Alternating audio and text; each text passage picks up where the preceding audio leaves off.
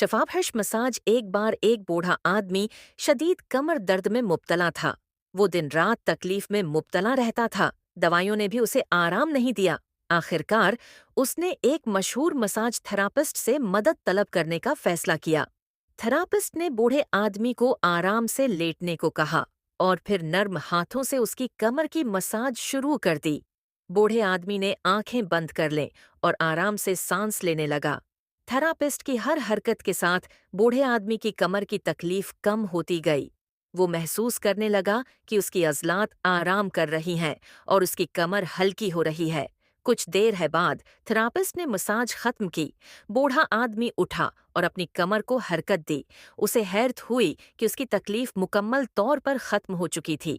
वो बहुत खुश हुआ और थेरापिस्ट का शुक्रिया अदा किया। इस वाक़ये ने बूढ़े आदमी को ये समझाया कि मसाज न सिर्फ आरामदेह होती है, बल्कि सेहत के लिए भी बहुत फ़ायदेमंद है। उसने फैसला किया कि वो बाकायदगी से मसाज करवाएगा ताकि सेहतमंद रह सके।